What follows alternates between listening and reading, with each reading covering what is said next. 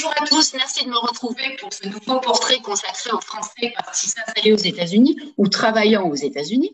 Et aujourd'hui, j'ai le plaisir d'accueillir un DJ français qui navigue entre Saint-Barth et New York. J'ai nommé Philippe Paris.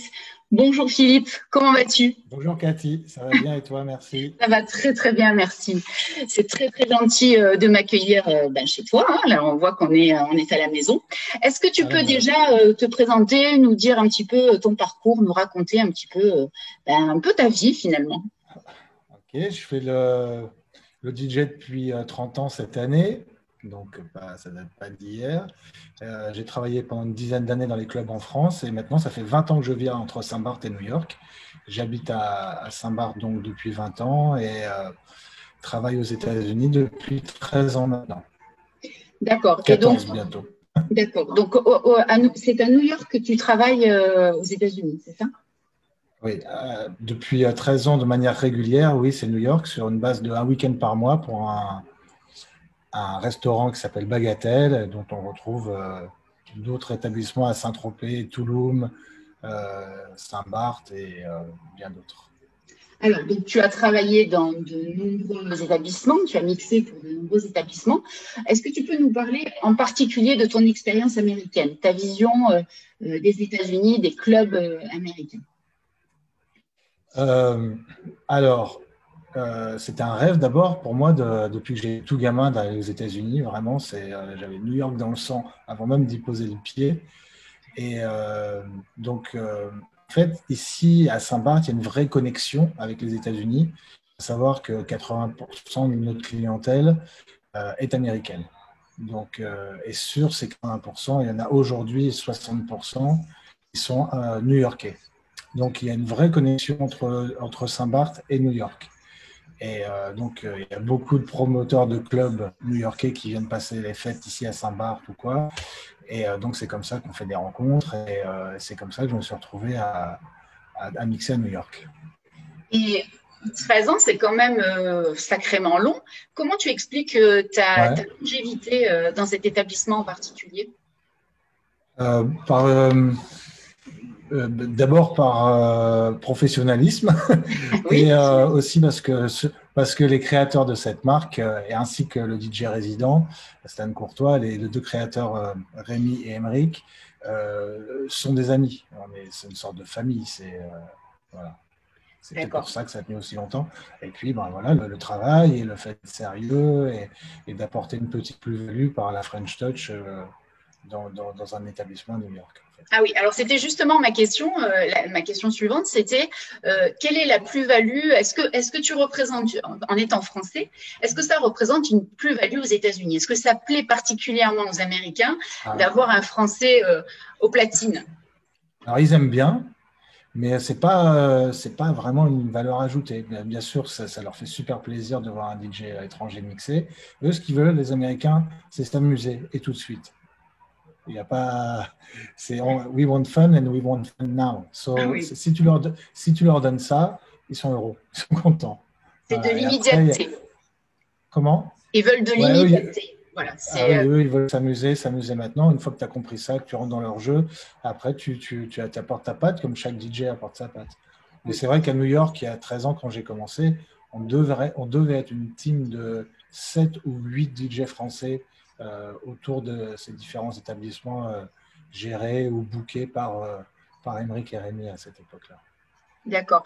Et alors, bon, tu as eu l'occasion de travailler à Saint-Tropez, à Miami, tu as travaillé à Moscou, tu as des contacts donc dans le monde entier. Les clubs américains, est-ce que tu peux faire une distinction vraiment entre les clubs américains et les clubs de l'étranger? Alors, tu nous dis que c'est l'immédiateté, c'est vraiment, ils veulent s'amuser tout de suite. Quelles sont leurs autres spécificités si tu devais comparer les établissements américains aux établissements je ne sais pas moi, russes par exemple, ou français, tout Alors, simplement. Alors, déjà, les capitales, que ce soit Moscou, New York, c'est pas une capitale, mais c'est une très grande Oui, ville, c'est. c'est complètement différent de la Russie ou des États-Unis en eux-mêmes. C'est des galaxies différentes. Il y a quatre grandes villes aux États-Unis, Miami, New York, Los Angeles, San Francisco, qui sont vraiment de gros moteurs pour le clubbing. Mais après ça, c'est comme si en France, tu allais en club à Paris, que tu te prenais des étoiles plein les yeux, et que le week-end d'après, tu allais en club à Clermont-Ferrand, où c'est pas forcément pareil. J'ai rien du tout contre Clermont-Ferrand ou quoi que ce soit, mais après, c'est pas le même chic, c'est pas le même glamour. Voilà. Oui, New d'accord. York, New York, Miami, tout ça, c'est vraiment beaucoup plus, on va dire, glamour. Que les... Moi, j'ai bossé dans les boîtes de province, j'ai commencé par là, dans des tout petits clubs au fin fond de la Bretagne, donc je sais de quoi je parle. Après, voilà, c'est vraiment New York, il y a une énergie vraiment particulière. Miami, ils ont le sang chaud. Et à la Californie, c'est encore autre chose. C'est une autre manière de faire la fête. Californie, à 1h du matin, tout est plié. Merci, au revoir. On s'est bien amusé.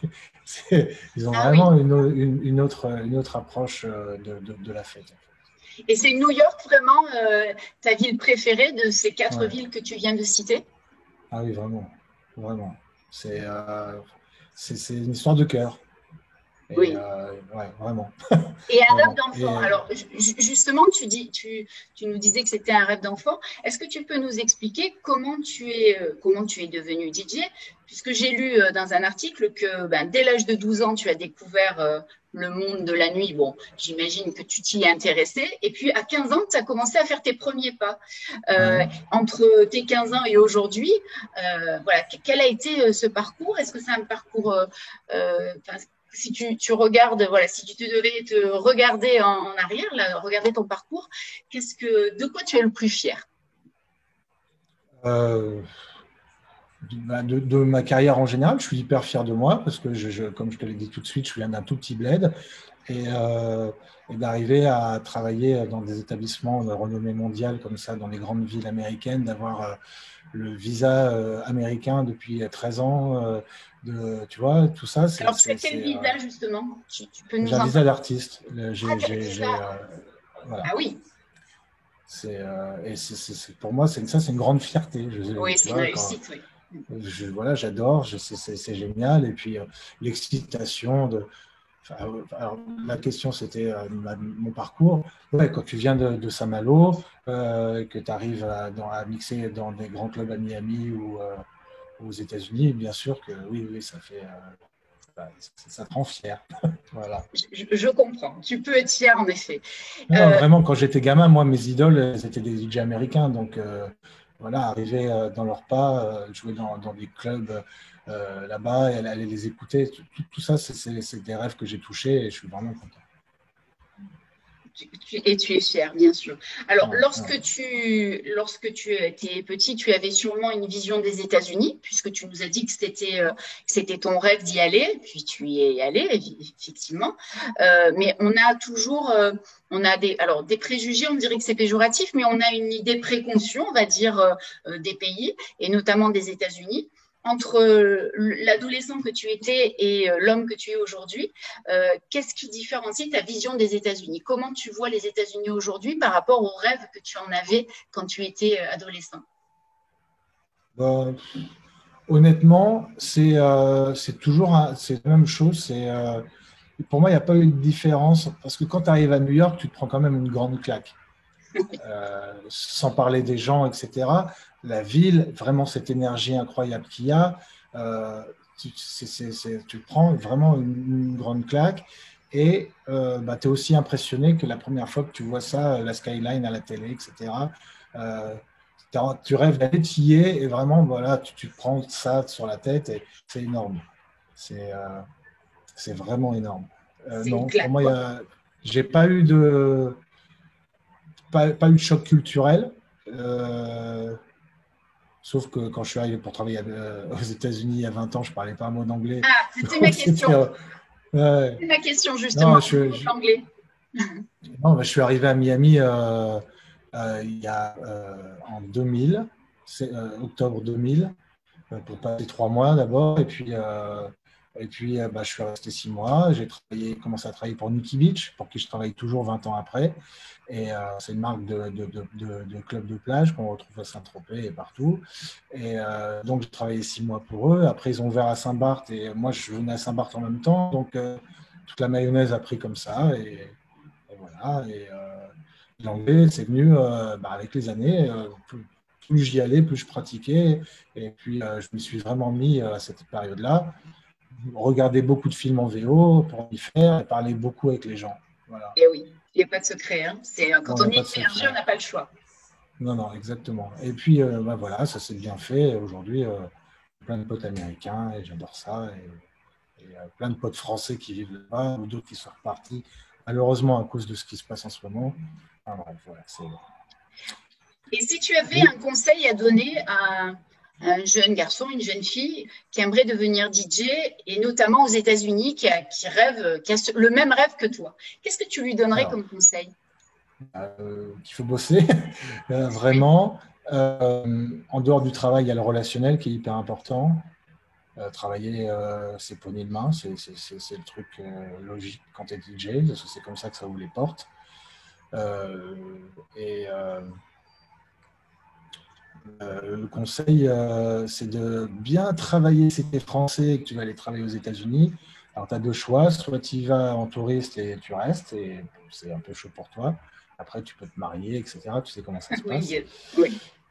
Ah, autrement, il faut vraiment travailler dur pour se constituer un gros book, avoir des références et pouvoir les présenter au consulat et dire, voilà, moi, je veux travailler aux États-Unis et mériter son visa, voilà, pour travailler. Alors, tu as obtenu ton visa, tu travailles un week-end par mois à New York, tu as une activité à New York régulière. Est-ce que tu as l'impression que tu as ou que tu vis le rêve américain? Parce que nous, d'ici, le rêve américain. Ah ouais, alors, moi, je vis mon rêve américain parce que j'ai Oui. cette grande chance. Qu'est-ce que c'est ta définition du rêve américain? Tu sais, tout est plus grand là-bas, ils sont hyper pros, les clubs, c'est magnifique. Quand tu arrives pour jouer, tu dois être à 100%. Tu sais, c'est comme quand tu regardes les artistes américains rentrer sur scène. Ils arrivent, ils sont là, ils sont à 100%. Et ça, il n'y a pas de place pour L'amateurisme. voilà, ou même la mauvaise humeur ou quoi. Quand tu arrives pour travailler, tu viens travailler, tu viens donner le meilleur de toi-même. Et c'est ça qui est génial là-bas, c'est que euh, les gens t'aident à donner le meilleur de toi-même, vraiment. Alors, c'est un mot qui revient tout le temps depuis que j'ai commencé à faire ces entretiens. Le mot-clé quand on parle des États-Unis, c'est le mot travail. Ça vient tout le temps. C'est Tout le vraiment, temps, ouais, parce que mais c'est vraiment le mot-clé, tout le temps. Mais quel que soit le profil, on me dit, aux États-Unis, il faut travailler, travailler, travailler. On peut obtenir ce qu'on veut, on peut avancer, on peut progresser, mais il faut rien lâcher. Tu es d'accord avec cette conception? oui, oui, oui, oui, non, non, faut y aller, il faut rentrer dedans, faut montrer tous les jours que tu as envie, etc. Et après, ils ont une méthode de faire qui font que tu progresses à leur côté. Ils sont hyper encourageants, etc. Après, quand tu te prends une gamelle, ils sont là pour te le dire. Mais, mais en règle générale, le travail est vraiment récompensé là-bas. Donc, Voilà. tu vis ton rêve américain. C'est ça que Voilà, tu me disais. exactement. Et ma chance, c'est d'habiter sur une île à 4 heures de New York, Oui. au soleil. Parce que vivre à New York à l'année, c'est encore une autre démarche. L'hiver est long et rude. Moi, j'ai un peu une vie de touriste, hein, honnêtement. Il y a un rêve américain de touriste, en fait. Mais j'ai de la chance. Mais quand tu vois tes potes, tu viens une fois par mois, donc tu vois les saisons. Et que tu arrives au mois de novembre, et il commence à faire très froid. Décembre, janvier, février, ils sont toujours à glagla. Et toi, tu arrives bronzé un week-end par mois. Franchement, c'est pas la même chose quand tu le vis comme moi je le vis et quand tu décides de partir t'installer là-bas. C'est deux choses complètement différentes. Donc, c'est pas un projet que tu as de t'installer aux États-Unis. Cette manière de vivre sur les deux pays te convient parfaitement. C'est pas Pour moi, ton c'est projet. génial. Non, c'est un bel équilibre. Moi, j'ai des enfants, donc l'île, cette île, elle se prête vraiment à élever des enfants.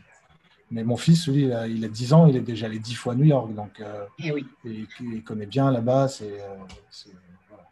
Voilà. Ouais, c'est sûr. Ouais. Là, vous êtes. Il a de la chance. Oui, vous êtes. Bah, Mais oui, on n'est mais vraiment pas loin. Je te dis, on prend l'avion le matin, on y est l'après-midi. Donc, enfin, tu vois, c'est un peu, c'est très facile à partir d'ici. après, vous avez de la chance, mais vous avez su vous la créer aussi. C'est ça aussi. Ah oui, oui, complètement. Le truc de faire la démarche de partir, c'est pas facile, mais Bien sûr. c'est là où c'est gratifiant une fois que tu l'as fait et que tu vois que tu as réussi à t'en sortir en dehors de chez toi, ben, c'est hyper gratifiant. Et Surtout aux États-Unis, qui est le pays où oui, il faut donner de sa personne pour y arriver. oui.